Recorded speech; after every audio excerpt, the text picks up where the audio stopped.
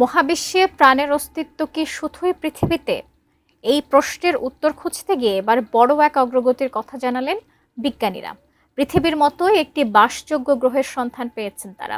আর এতে নতুন করে জোরালো হয়েছে ভিন গ্রহে প্রাণের অস্তিত্ব পাওয়ার সম্ভাবনা। বিস্তারিত জানাচ্ছেন শিহাব ইসলাম।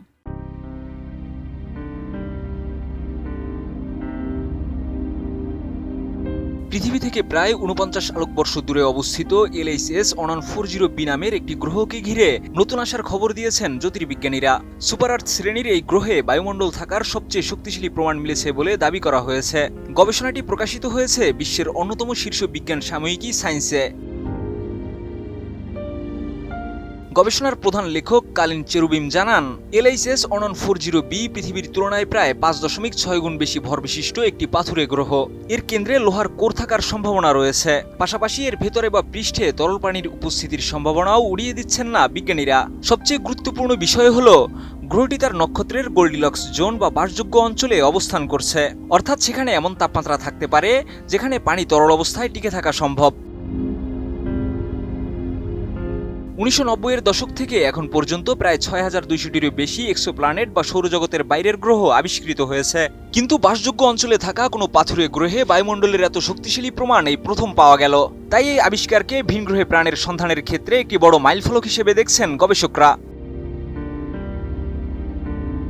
আমি বুঝি নির্মাণের শিল্প, সালাম স্টিল বোঝে ডিউরেবিলিটি। সালাম স্টিল, মোস্ট ডিউরেবল স্টিল। গবেষকরা জানান, এখনো সেখানে প্রাণের সরাসরি কোনো প্রমাণ পাওয়া যায়নি। তবে প্রাণের জন্য সবচেয়ে গুরুত্বপূর্ণ 3টি উপাদান: পাথুরে পৃষ্ঠ, সম্ভাব্য তরল পানি ধরে রাখার উপযোগী তাপমাত্রা এবং একটি বায়ুমণ্ডল, এই 3টিরই ইঙ্গিত মিলেছে LHS 1940b-তে, যা প্রাণের অস্তিত্বের সম্ভাবনাকে জোরালো করেছে।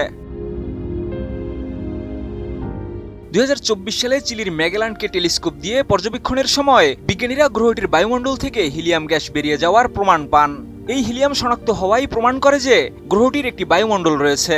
যদিও 2025 সালের পর্যবেক্ষণে একই সংকেত পাওয়া যায়নি। গবেষকদের মতে এটি বায়ুমণ্ডলের পরিবর্তনশীল আচরণের ফল হতে পারে।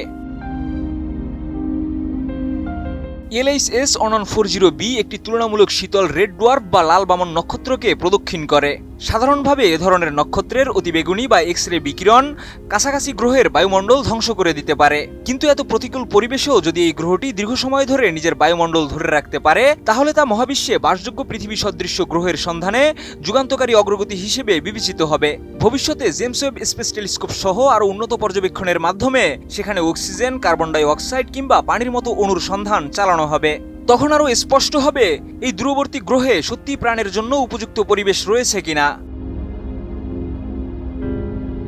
শিহাব ইসলাম, ATN নিউজ।